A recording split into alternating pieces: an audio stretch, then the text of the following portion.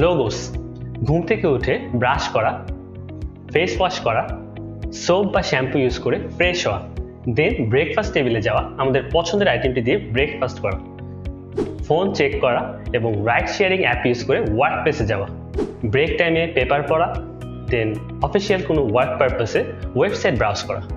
দিনের শুরু থেকে শেষ পর্যন্ত প্রতিটি কাজে যে জিনিসটি আমরা সব থেকে বেশি ফেস করি সেটি হচ্ছে একটি লোগো, এবং এই লোগো হচ্ছে একটি প্রতিষ্ঠানের সব থেকে গুরুত্বপূর্ণ বিনিয়োগগুলোর মধ্যে একটি।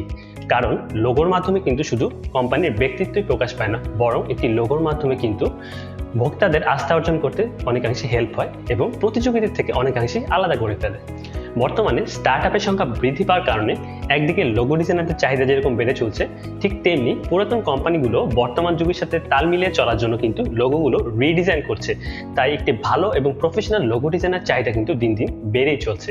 আপনারাও কিন্তু চাইলে আমাদের লোগো ডিজাইন 101 এই কোর্সটি করার মাধ্যমে একজন শূন্য থেকে প্রফেশনাল লোগো ডিজাইনার হয়ে ওঠার জার্নি শুরু করে দিতে পারেন। আমি জিয়াদ বিন হাশেম, একজন ইন্ডিপেন্ডেন্ট আইডেন্টিটি ডিজাইনার এবং কন্টেন্ট ক্রিয়েটর হিসেবে 6 বছর ধরে কাজ করছি। এই যাবৎ 100টিরও বেশি ক্লায়েন্টের সাথে কাজ করার অভিজ্ঞতা সহ দেশি বিদেশি কিছু রেপুটেড কোম্পানির লোগো ডিজাইন করার সৌভাগ্য হয়েছে। সো আমি আমার অভিজ্ঞতাগুলো আপনাদের সাথে শেয়ার করার জন্যই মূলত এই কোর্সটি সাজিয়েছি। তো চলুন দেখে নেওয়া যাক কি কি থাকবে এই কোর্সটিতে।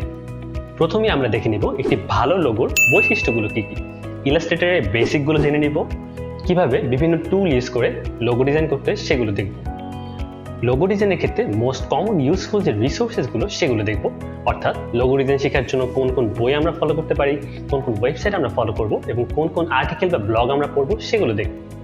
কিছু practical logo design tips and tricks share করব যেগুলো আমি আমার অভিজ্ঞতা এবং ভুলগুলোর মাধ্যমে শিখেছি। লোগো ডিজাইনের কমন একটি সমস্যা হচ্ছে কিন্তু আইডিয়া আসে না। আমরা দেখব কিভাবে ডিফারেন্ট এবং ইউনিক উপায়ে আইডিয়া জেনারেট করতে হয়, কিভাবে মাইন্ড ম্যাপিং করতে হয় অর্থাৎ ক্লাউড অফ থটস কিভাবে জেনারেট করতে হয়, কিভাবে আইডিয়াগুলোকে ভিজুয়ালি স্কেচের মাধ্যমে রিপ্রেজেন্ট করতে হয়, আমরা সেগুলো দেখব। লোগো ডিজাইনের কিছু ক্যাটাগরির মধ্যে আমরা এই কোর্সে কিছু ক্যাটাগরিকে প্রায়োরিটি দেব। ফার্স্ট আমরা শিখব মনোগ্রাম লোগো ডিজাইন। একটি বিজনেস ইনিশিয়ালগুলোর 2টি বা 3টি লেটার দিয়ে কিভাবে ইউনিক একটি লোগো ডিজাইন করতে হয় সেটি দেখে নিব। আমরা শিখব পিক্টোরিয়াল লোগো ডিজাইন, কিভাবে একটি ইমেজ বা আইকনকে একটি প্রফেশনাল লোগোতে কনভার্ট করতে সেটি দেখব। একটি রিয়েল ইমেজকে ট্রেস করে কিভাবে লোগো ডিজাইন করতে সেটি দেখব। আমরা শিখব ওয়ার্ডমার্ক লোগো ডিজাইন, কিভাবে লেটারগুলোকে ইউনিক এবং ক্রিয়েটিভ উপায়ে কানেক্ট করে লোগো ডিজাইন করতে সেটি দেখব।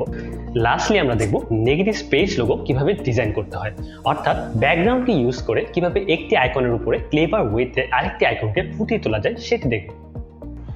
এই কোর্সে আমরা লোগো ডিজাইনের কিছু ফান্ডামেন্টাল সম্পর্কে আইডিয়া নেব, যার প্রথমটি হচ্ছে typography.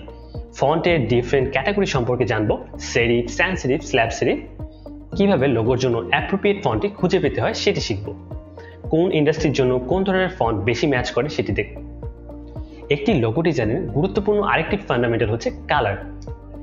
Different colour canvas different feelings and different emotions.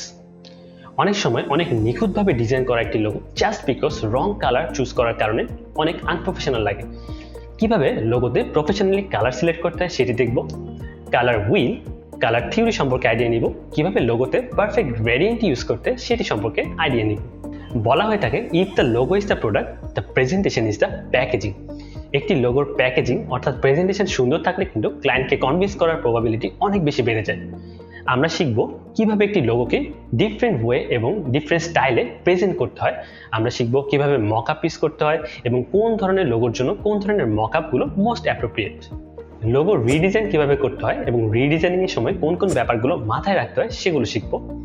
পাওয়ার পয়েন্টের মাধ্যমে বেসিক কিছু logo animation tips and tricks কিন্তু আমরা শিখে নেব। লোগো ডিজাইন শেখার অন্যতম আরেকটি চ্যালেঞ্জ হলো lack of English reading skill. আমরা যেহেতু লোকাল ক্লায়েন্টের পাশাপাশি ফরেন ক্লায়েন্টের কাজও করব, তাই ইংলিশ রিডিং স্কিলটি আমাদের জন্য খুবই ইম্পর্টেন্ট। এই কোর্সে আমরা দেখব কি কি প্র্যাকটিসের মাধ্যমে আমরা আমাদের ইংলিশ রিডিং স্কিল আরও ইমপ্রুভ করতে পারি, যাতে করে আমরা সহজে ক্লায়েন্টের রিকোয়ারমেন্টগুলো বুঝতে পারি। এই কোর্সটির শেষ পর্যায়ে এসে হোপফুলি আমরা একটি আইকনিক লোগো ডিজাইন করতে পারবো, যেটির ওভার দ্য টাইম একটি মেমোরেবল লোগো হওয়ার ক্যাপাবিলিটি থাকবে। সো আপনাদের যদি লোগো ডিজাইন শেখার বিষয়ে কিউরিওসিটি থাকে এবং একটি স্ট্রং লোগো ডিজাইন পোর্টফোলিওর মাধ্যমে আপনিও যদি আপনার ক্লায়েন্টকে অ্যাট্রাক্ট করতে চান, তাহলে এই কোর্সটি কিন্তু আপনার জন্য।